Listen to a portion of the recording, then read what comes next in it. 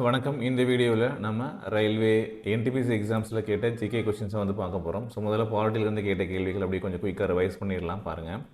So இதில் கேட்டிருக்கக்கூடிய முக்கியமான கேள்விகள் என்னென்ன அப்படிங்கிறத நம்ம ஒன் பை ஒன் நம்ம பார்க்கலாம். Okay, first question NALSA. NALSA அப்படிங்கிறது என்னது அப்படின்னா நேஷ்னல் லீகல் சர்வீஸ் அத்தாரிட்டி அப்படின்னு சொல்லுவோம். நேஷ்னல் லீகல் சர்வீஸ் அத்தாரிட்டி அப்படிங்கிறது தான் நல்சா. நோட் பண்ணிக்கோங்க, ஆல்ரெடி படிச்சிருப்போம். நேஷ்னல் லீகல் சர்வீஸ் அத்தாரிட்டி அப்படிங்கிறது தான் ஷார்ட்டாக வந்து என்ன சொல்கிறோம், நல்சா, நேஷ்னல் லீகல் சர்வீஸ். இது எப்போ ஆரம்பித்தாங்க அப்படின்னா 1987ஆம் ஆண்டு. ஓகே, ஸோ அந்த சட்டத்தின் மூலமாக, அதாவது சட்ட சேவைகள் அதிகார சட்டத்தின் மூலமாக கொண்டு வரப்பட்டது. எந்த வருடம் இது நடைமுறைக்கு வந்தது அப்படின்னு பார்க்கும்போது 1995 நவம்பர் 9ஆம் தேதி நிறுவப்பட்டது. சரிங்களா? எந்த சட்ட சேவைகள் அப்படின்னா ஆக்ட் அப்படின்னு சொல்லுவோம். அதாவது NALSA act, national legal service authority act 1987. ஓகேங்களா? So act 1987. ஓகே, ஸோ எப்போ வந்து எஸ்டாப்ளிஷ் பண்ணாங்க அப்படின்னா நவம்பர் 9, 1995. நோட் பண்ணிக்கோங்க. அடுத்து முகப்புரையில் பிரியாம்பிள் இருக்கு இல்லையா, அதில் இருக்கக்கூடிய இறையாண்மை சோவரின் அப்படிங்கிறதுக்கான பொருள் என்ன அப்படின்னு சொல்லி கேட்டிருக்காங்க. ஸோ அதனுடைய பதில் என்ன அப்படின்னு பார்த்தோம்னா, சோவரின் அப்படிங்கிறது ஒரு நாடு, அதாவது இறையாண்மை அப்படிங்கிறது ஒரு நாடு தன்னுடைய முடிவுகளை தானே எடுக்க சுதந்திரமாக உள்ளது அப்படிங்கிறது தான் அதனுடைய பொருள். அதாவது மற்ற நாடு வந்து நாம் என்ன பண்ணணும் அப்படின்னு சொல்லக்கூடாது, சொல்ல முடியாது. அவங்க சொல்கிறத நம்ம கேட்கணும்னு அவசியம் கிடையாது. ஸோ இப்போ கூட வந்து பார்த்தோம் அப்படின்னா மோடி அவர்கள் இந்தியாவுடைய பிரதமர். அவர் என்ன முடிவு எடுக்கணும்ன்ட்டு அவராக தான் தன்னிச்சையாக முடிவு எடுக்கணும் நம்ம நாட்டுக்காக. ட்ரம்ப் என்ன சொல்கிறாரு அதை தான் வந்து அவர் கேட்கணும் அப்படின்றது கிடையாது. புரியுதுங்களா? சிம்பிளான எக்ஸாம்பிள்.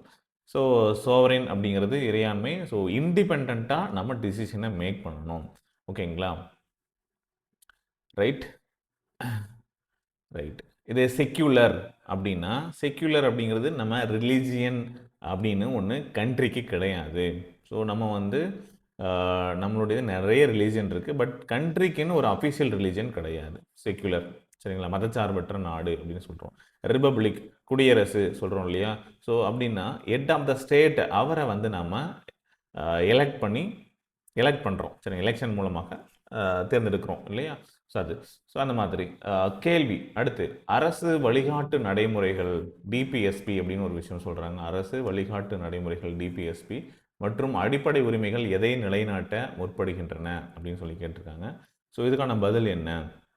அரசு வழிகாட்டு நெறிமுறைகள் DPSP, directive principle of state policy அப்படின்னு சொல்கிறது, மற்றும் அடிப்படை உரிமைகள் எதை நிலைநாட்ட முற்படுகிறது. ஓகே, ஸோ இந்த டிபிஎஸ்பி ஓகே சமூக மற்றும் பொருளாதார நீதியையும் சோசியல் அண்ட் எக்கனாமிக் ஜஸ்டிஸை நிலைநாட்டுவதற்காக டிபிஎஸ்பி என்ன பண்ணுது? சமூக மற்றும் பொருளாதார நீதியையும் அடிப்படை உரிமைகள் என்ன பண்ணுதுன்னா அரசியல் பொலிட்டிக்கல் ஜஸ்டிஸையும் நிலைநாட்ட முற்படுகிறது. ஓகேங்களா? அடுத்து 12வது அட்டவணையில் உள்ள, அதாவது 12th ஷெட்யூலில் எத்தனை செயல்பாட்டு பொருட்கள் உள்ளன? ஃபங்க்ஷனல் ஐட்டம்ஸ் அப்படின்னு சொல்லுவோம். 12th schedule and 11th schedule ரெண்டு விஷயம் நம்ம வந்து பார்க்கலாம். இது வந்து லோக்கல் பாடி கவர்மெண்ட், பஞ்சாயத்து, இதை பற்றி சொல்லக்கூடியது. ஸோ தேர் ஆர் 18 செயல்பாட்டு பொருட்கள் உள்ளன, ஃபங்க்ஷனல் ஐட்டம்ஸ் அப்படின்னு சொல்லலாம். எதில்? 12th ஷெட்யூலில். ஓகே, 12th 18, ஓகேங்களா? 11th 11வது அட்டவணை. ஓகேங்களா? ஸோ இது வந்து பார்த்தோம் அப்படின்னா பஞ்சாயத்து ரிலேட்டட் ஆனது. ஸோ இதில் வந்து பார்த்தீங்க அப்படின்னா 29 ஐட்டம்ஸ் இருக்குது. சரிங்களா? 11th ஷெட்யூலில். ஓகேங்களா? ரைட், அதை நோட் பண்ணிக்கோங்க. நாடாளுமன்ற உறுப்பினர்கள், எம்பிஸ், நாடாளுமன்ற உறுப்பினர், மெம்பர் ஆஃப் பார்லிமெண்ட்ஸ் இருக்காங்க இல்லையா, அவர்களுடைய சம்பளம் மற்றும் சலுகைகளை முடிவு செய்வது யார்? நாடாளுமன்ற உறுப்பினர்களுடைய சம்பளம் மற்றும் சலுகைகளை முடிவு செய்வது யார் அப்படின்னா அந்த நாடாளுமன்ற சட்டத்தின் மூலமாக முடிவு செய்கிறோம், பைலா. ஓகேங்களா? ஒரு சட்டத்தின் மூலமாக முடிவு செய்வாங்க. அரசியலமைப்பு சட்டம் 282வது பிரிவு எதனை பற்றியது?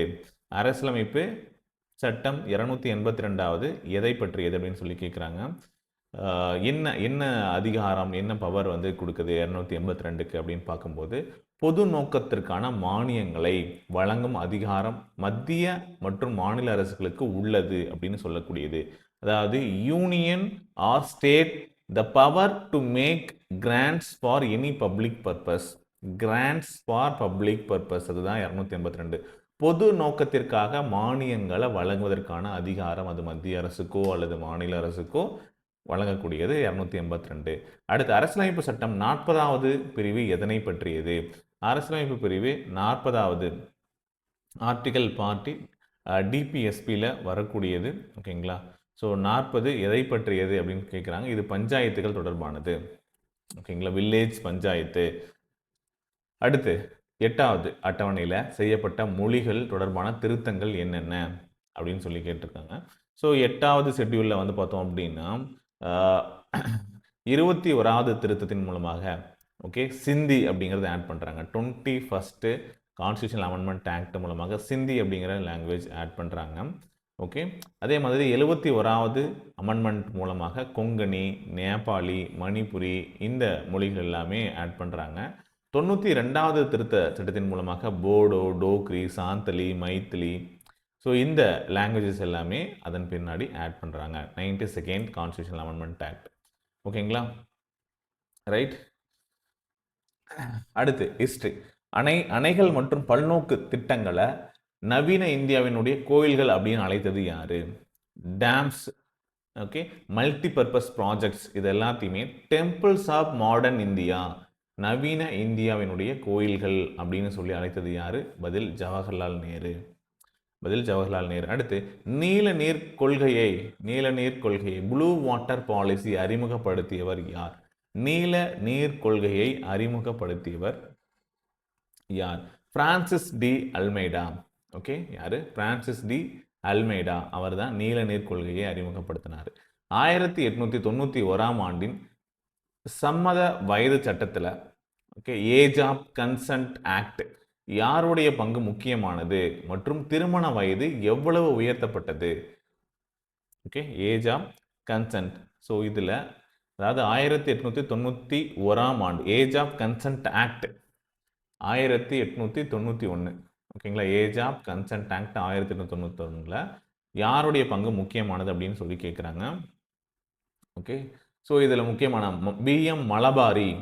Okay, PM Malabari. ஸோ அவர் தான் வந்து பார்த்தீங்க அப்படின்னா அவர் எடுத்த முயற்சிகளால் தான் சிறுமிகளுக்கான திருமண வயது அப்படிங்கிறது 10லிருந்து 12ஆக இன்க்ரீஸ் பண்ணாங்க. Okay, marriage age for girls increased from 10 to 12. ஓகேங்களா? அடுத்து இந்திய தேசிய இயக்கத்தினுடைய தீவிரவாத எக்ஸ்ட்ரீமிஸ்ட் தலைவர்கள் யார்? லால் பால் அப்படின்னு அழைக்கப்பட்ட லாலா லஜபதி ராய், பால கங்காதர திலகர், பிபின் சந்திரபால். ஓகேங்களா? எக்ஸ்ட்ரீமிஸ்ட் அண்ட் மாடரேட் லீடர்ஸ் அவங்கள பற்றி நம்ம தெரிஞ்சுக்கணும் கண்டிப்பாக. லால் பால் ட்ரியோ இவங்க வந்து பார்த்தோம் அப்படின்னா லாலா லஜபதி ராய், பால கங்காதர திலகர், பிபின் சந்திரபால். ஓகேங்களா? ரைட். மாடரேட்ஸ் அப்படின்னு சொல்லணும்னா Perosa Mehta, Gopalakrishna Gokhale, Dadabhai Nowroji, Surendranath Banerjee, okay, WC Banerjee, இவங்க எல்லாமே வந்து மாடரேட்ஸில் வருவாங்க. அடுத்து பிரம்ம சமாஜம் எப்போது நிறுவப்பட்டது? பிரம்ம சமாஜம் 1828 நிறுவப்பட்டது. பிரம்ம சமாஜத்தை நிறுவியது யார்? ராஜாராம் மோகன் ராய். சரி, அடுத்து செல்வ சுரண்டல் கோட்பாடு ட்ரெயின் ஆஃப் வெல்த் தியரி அப்படின்னு சொல்றாங்க. ட்ரெயின் ஆஃப் வெல்த் தியரியை உருவாக்குனது யார் அப்படின்னா தாதாபாய் நவ்ரோஜி தான். ஸோ இந்த ட்ரெயின் ஆஃப் வெல்த் செல்வ சுரண்ட கோட்பாடு எப்படி நம்மளுடைய செல்வங்கள் எல்லாத்தையும் ஆங்கிலேயர்கள் சுரண்டி எடுத்துகிட்டு போனாங்க அப்படிங்கிறது எல்லாமே அப்போவே சொல்லியிருப்பாங்க. செல்வ சுரண்டல் கோட்பாடு. ஓகேங்களா? ட்ரெயின் ஆஃப் வெல்த் தியரி அப்படின்னு சொல்லுவாங்க. ஸோ இதை பற்றி ஒரு புக்குமே வந்து ரிலீஸ் பண்ணியிருப்பாங்க. ஓகேவா? ஸோ அதுவுமே வந்து ஒரு முக்கியமானது. ஸோ இந்தியாவில் ஃபாரின் ரூல், அதாவது பிரிட்டிஷ் ரூல் இருக்கும்போது அவங்க எப்படியெல்லாம் நம்ம சுரண்டி நம்மளுடைய இதெல்லாம் எடுத்துகிட்டு போனாங்க அப்படிங்கிறது 1871 இந்த தியரியை அவருடைய புக்கில் கொண்டு வந்திருப்பாங்க. ஓகேவா? Right. Poverty and unBritish rule in India அப்படின்னு ஒரு சொல்லுவோம். Poverty and unBritish rule in India அப்படின்னு சொல்லிட்டு, ஓகேங்களா. ஸோ அந்த புக்கில் இந்த செல்வ சுரண்டல் கோட்பாடுகள் பற்றி சொல்லியிருப்பாங்க. ரைட். ஸோ இந்த புக்கு வந்து 1901 வந்து பார்த்தோம் அப்படின்னா ரிலீஸ் ஆகிருக்கும். தாதாபாய் நவ்ரோஜியை grand old man of India அப்படின்னு சொல்லுவாங்க. சரி, பிரயாக் பிரசஸ்தி, ஓகே, பிரயாக் பிரசஸ்தி அப்படின்னு தொடர்புடையது எது, யாருடன் தொடர்புடையது அப்படின்னு சொல்லி கேட்டிருக்காங்க. ஸோ இது யாருடன் தொடர்புடையது அப்படின்னா சமுத்திரகுப்தர். ஆன்சர் என்ன? சமுத்திரகுப்தர். So history question. ஸோ இன்னொரு கொஷின் இருக்கா? ஓகே. அடுத்து, லிங்கராஜ் கோயிலின் கட்டிடக்கலை அமைப்பு என்ன? லிங்கராஜ் கோயிலினுடைய கட்டிடக்கலை அமைப்பு என்ன? இது ரேகாத்தியுல் அப்படின்னு கூடிய வளைவு வடிவ கர்வ்லினியர் அமைப்பை கொண்டது. வளைவு வடிவ அமைப்பு கொண்டது. ஓகே, இதை நோட் பண்ணிக்கோங்க. அடுத்து, புவியியல் மற்றும் சுற்றுச்சூழல் சம்பந்தமான கேள்விகளை பார்க்கலாம். Geography and environment. நெருப்பு வளையம், ring of fire.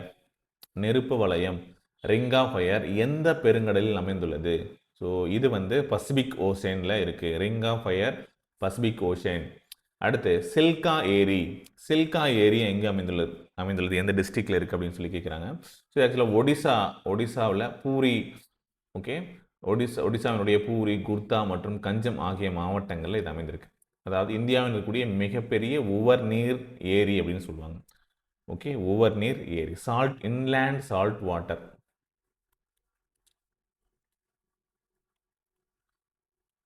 Salt water lakh.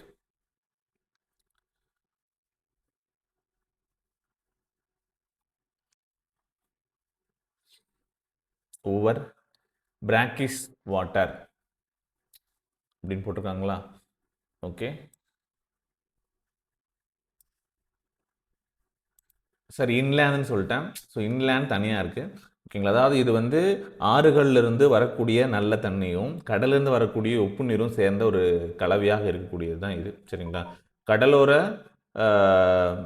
கடலிருந்து பிரிக்கக்கூடிய மணல் திட்டுகளால் உருவாக்கக்கூடியது தான் இது, சரிங்களா. ரைட். ஸோ எங்கே இருக்கு? ஒடிசா, ஓகேங்களா.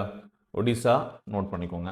அடுத்து, மாம்பழத்தூரல், அதாவது மேங்கோ சவர்ஸ், ஓகே, மாஞ்சாரல் அப்படின்னு சொல்லுவாங்க. ஸோ இந்த மாஞ்சாரல் அப்படிங்கிறது எங்கு பெய்யும் அப்படின்னு கேட்குறாங்க. ஸோ இது எங்கு பெய்யும் அப்படின்னா தென்னிந்தியாவில் இருக்கக்கூடிய கேரளா மற்றும் கடலோர கர்நாடகாவில் பெய்யும் பருவமழைக்கு முந்தைய மழை அப்படின்னு சொல்லுவாங்க. ஸோ மாம்பழங்கள் பழுக்க உதவக்கூடியது தான் இந்த மாஞ்சாரல், ஓகேங்களா. மாம்பழத்தூரல், மேங்கோ ஷவர்ஸ் அப்படின்னு சொல்லுவாங்க. ஓகே, பருவ மழைக்கு முன்னாடி பெய்யக்கூடிய மழை, ஓகேங்களா. நோட் பண்ணிக்கோங்க. அடுத்து, முதன்மை மற்றும் இரண்டாம் நிலை மாசுபடுத்திகள், பிரைமரி அண்ட் செகண்டரி பொல்யூட்டன்ஸ் என்றால் என்ன? அதாவது நேரடியாக காற்றில் வெளியேற்றப்படுபவை முதன்மை மாசுபடுத்திகள். எக்ஸாம்பிளுக்கு கார்பன் டை ஆக்சைடு, CO2 நேரடியாக வெளியாகுது. கார்பன் மோனாக்சைடு, சல்ஃபர் ஆக்சைடுகள், ஓகே, கார்பன் மோனாக்சைடு, சல்ஃபர் ஆக்சைடுகள். இந்த வெளியேறக்கூடிய இந்த வாயுக்களோடு சூரிய ஒளி போன்றவை வினைபுரிந்து உருவாகுவது இரண்டாம் நிலை மாசுபடுத்திகள்.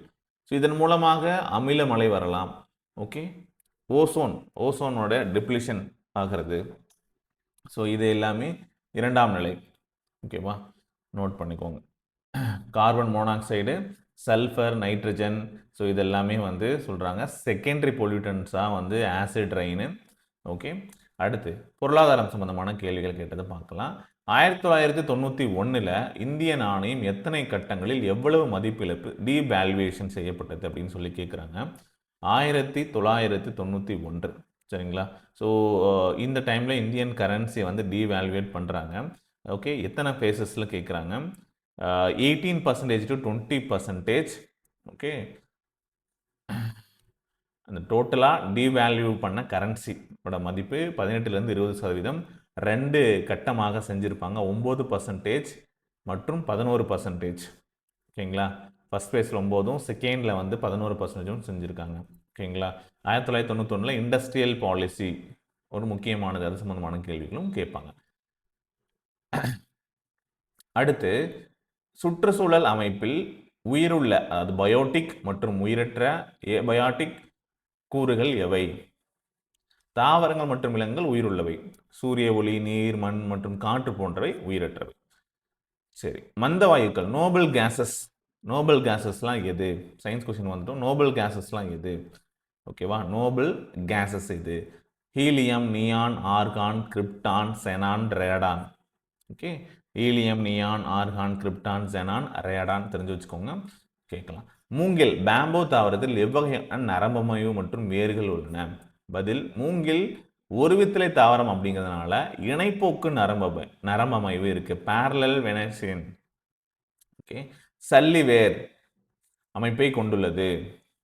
குவிக்கும் லென்ஸ், குவிக்கும் லென்ஸ், கன்வர்ஜிங் லென்ஸ் மற்றும் விரிக்கும் லென்ஸ், டைவர்ஜிங் லென்ஸ் எவை அப்படின்னு கேட்குறாங்க. குவிக்கும் லென்ஸ் அப்படிங்கிறது கான்வெக்ஸ், குவிக்கும் லென்ஸ் அப்படிங்கிறது கான்வெக்ஸ், விரிக்கும் லென்ஸ் அப்படிங்கிறது கான்கேவ் லென்ஸ் அப்படின்னு சொல்கிறாங்க. ஓகேவா? ரைட்டு. அடுத்து கிட்டப்பார்வை, கிட்டப்பார்வைனா மயோபியா, தூரப்பார்வைனா ஹைப்பர் மெட்ரோபியா. கிட்டப்பார்வை மற்றும் தூர பார்வையை சரி செய்ய பயன்படும் லென்ஸுகள் எவை? அதிலிருந்து கேள்வி கேட்கலாம். கிட்ட பார்வைக்கு கான்கேவ் லென்ஸ், தூர பார்வைக்கு கான்வெக்ஸ் லென்ஸ் அப்படிங்கிறத பயன்படுத்தும். கிட்ட பார்வைக்கு கான்கேவ், தூர பார்வைக்கு கான்வெக்ஸ் லென்ஸ்.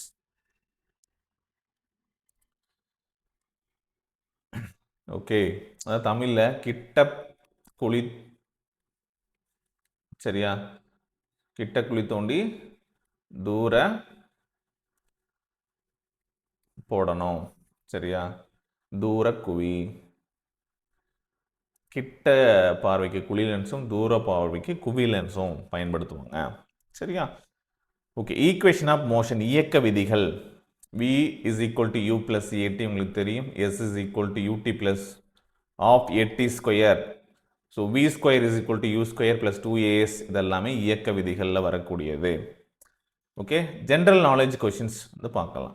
1998ஆம் ஆண்டில் பாரத ரத்னா விருது பெற்ற முதல் இந்திய இசைக்கலைஞர் யாரு?